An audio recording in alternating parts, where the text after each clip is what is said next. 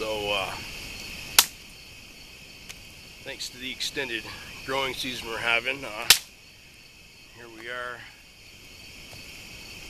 the middle of September, and finally the last probably week and a half, I've been able to pick ripe tomatoes. Boy, seem to take forever. What a strange year. But now I'm overrun with them, so I've been eating the raw tomatoes and tomato this, tomato that, tomato sandwich, tomatoes on burgers, you name it. But the main idea, when you have a lot of something like that, is to find a way to put it into your home storage. And I know a subscriber had mentioned canning sauce, which is a great idea, and I do that. And I just canned up a batch a few nights ago. And I peeled a bunch I'm going to can as just whole tomatoes.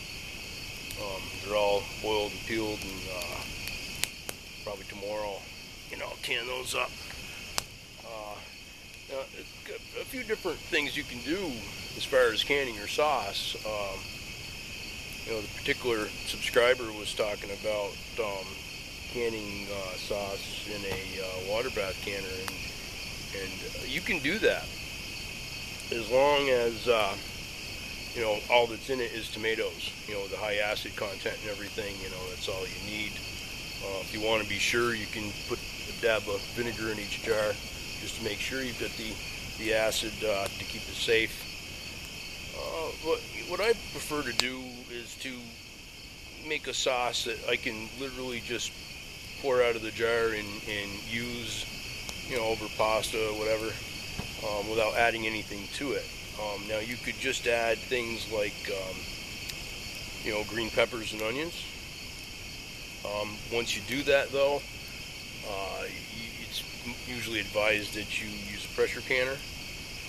So you would want to pressure can that sauce for pints. I believe it's 20 minutes. Refer to a manual if you're going to do that. Don't take my memory off the top of my head here.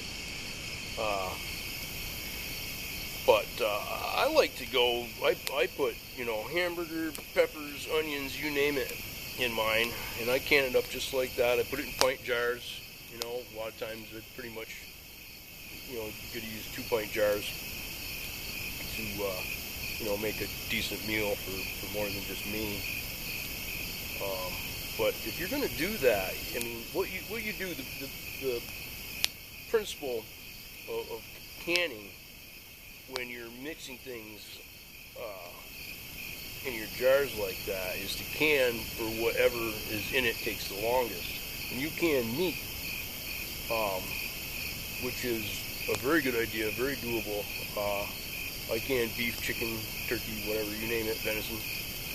But when you can meat in pint jars, it's an hour and 15 minutes,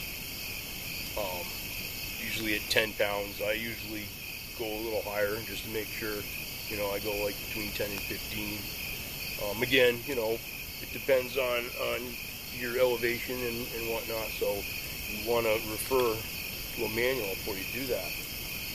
But that's the principle, is you mix things in. You're going to make soup, sauce, anything like that, some sort of casserole, and you want to can it. This year I experimented a little. I got a ton of zucchinis at one point. Right around the same time they were getting oversized, and I was, I'd been picking them and eating them and was getting sick to death of zucchini. So I decided to can that with my sauce with meat in it also. So, an hour and 15 minutes. But, it's all fun. It's all, the information's out there. You can look in the old-fashioned manual, the old-time way. That's what I usually do, or you can look it up on the internet. Normally what I do is I experiment with a bunch of different ways to do something.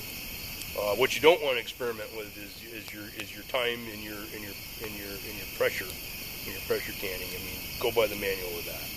But as far as what you put in it, as long as you follow that principle of canning, your canning time and pressure being for the longest and the most of what's in the jar, even if there's only a little bit of it.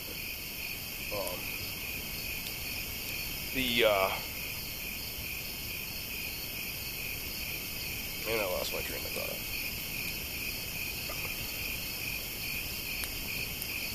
Right. So the fun thing to do with that is once you've got that down pat, you know, is you can mix and match things and experiment with it. And what I do is I sort of write my own manual of how I did it the way I liked it done the best. And that's something you might want to think of. I just, you know, print it out on paper and keep it in the box with my canning supplies, you know, with a paper clip on it. Old school, you know, power goes out, I can still get it, you know. Putting everything on your computer or your smartphone, not a good idea, you know, from a survival standpoint, in my opinion. You know, other people differ in that opinion, but you know, I think they're nuts. But anyway, glad the season got extended. Glad that I was able to get a few things I didn't think I was gonna. Had a little gathering of the tribes there for a elder's birthday yesterday, and I brought butternut squash from the Three Sister Garden. That was very good. There's a little tiny bit left over. I brought it home because I wanted to bring my bowl home, and had that as leftovers tonight with dinner. And I'll tell you, it's amazing. We're you know, middle of September. It was 90-something degrees today. We were baling hay today. You know, something we do here at the homestead.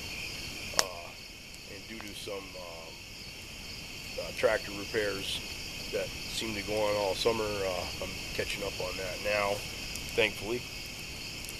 Who knows how much longer it'll last. But yeah, if you're coming to the end of your garden, you get a bunch of stuff, you know, can it up, home storage. That's what survival preparedness is all about.